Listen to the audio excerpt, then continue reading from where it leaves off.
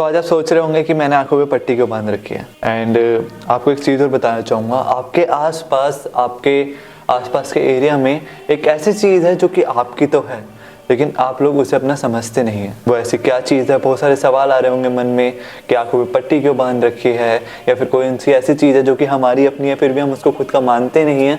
तो इस वीडियो के एंड तक, इस स्पीच के एंड तक आपको सब कुछ पता चल जाएगा कि what I am talking about, मैं किसके बारे में बात कर रहा हूँ। तो ये कहानी है मेरे एक दोस्त के बारे में, जो कि 10 साल पहले जिसने अपनी आंखें खो दी थी। 10 साल पहले उसने आंखें तो खोई थी, लेकिन उसने जो मुझे कहानी बताई वो पिछले 2 सालों की है। उसने मेरे को बताया कि उसको त्योहार बहुत पसंद थे।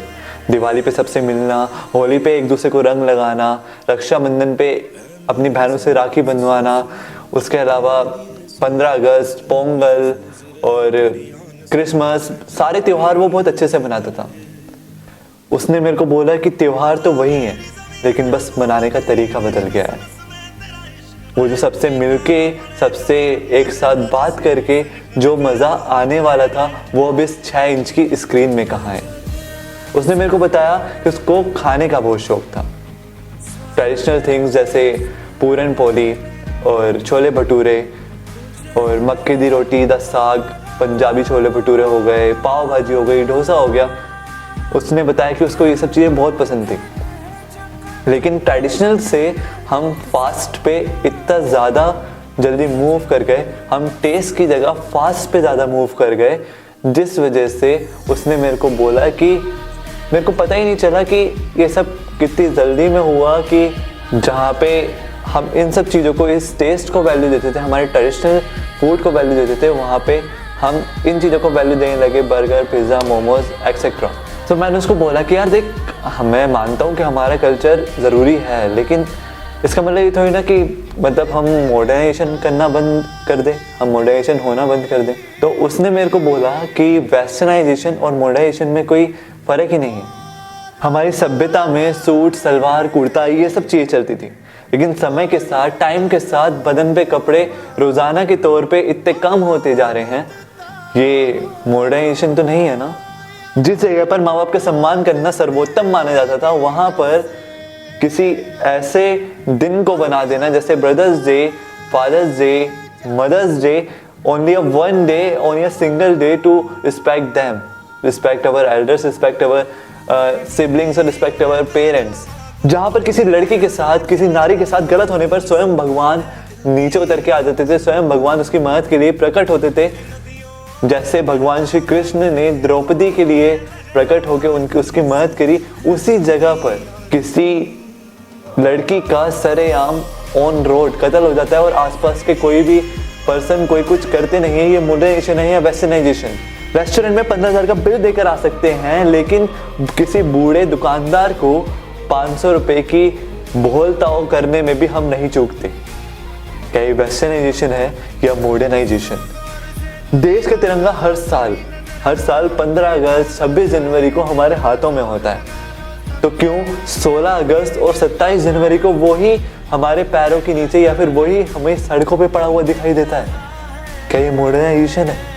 ट्रेडिशनल खाने को छोड़ के हम फास्ट फूड पे इतनी जल्दी मूव हुए, चिली, चाउमीन, बर्गर, मोमोज, इन सब चीज़ों पे हम इतनी ज़्यादा जल्दी मूव हुए। हमें इसके बारे में ये भी पता है कि ये हमारी हेल्थ के लिए, हमारी हेल्थ इश्यूज़ के लिए बहुत ज़्यादा महत्व रखती हैं, कि हमारे हेल्थ इश्यूज़ इसी की वजह से होते हैं, बट फिर भी we are going with them. हम इनको खाना छोड़ते ही नहीं है, क्योंकि हमें लत लग गई है फास्ट चीज़ों की, हमें लत लग गई है ऐसे वेस्टर्न कल्चर की, हमें लत लग गई है ऐसी चीज़ों की जिन चीज़ों की हमें शायद ज़रूरत नहीं है, लेकिन हमने फिर भी उनको ज़रूरत बना रखी है।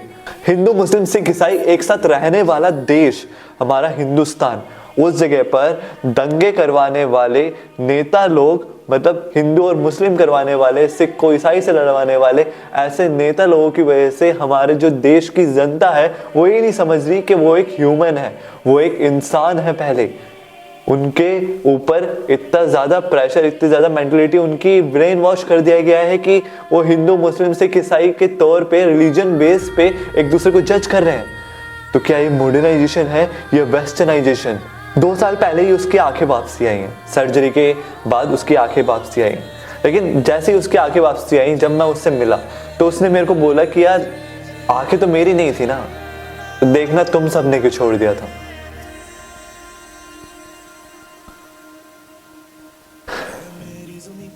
और हाँ, वीडियो की स्टार्टिंग में मैंने बोला था ना कि आपके आसपास के एरिया में कोई ना कोई ऐसी चीज है जिसको आप अपना नहीं समझते, लेकिन फिर भी वो आपकी ही है।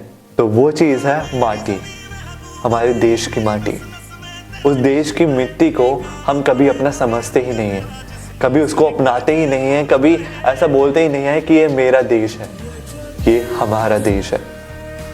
अगर ये एकता हर इंसान के अंदर इस जगह को छोड़ के, कि हिंदू मुस्लिम सिख ईसाई को छोड़ के, ये एकता हर किसी के इंसान के अंदर आ जाए कि ये मेरा देश हिंदुस्तान है, तो क्या तो मॉडर्नाइजेशन और क्या वेस्टर्नाइजेशन, हमारे हिंदुस्तान का जो कल्चर है वो आपको सबसे ऊपर दिखाई देगा।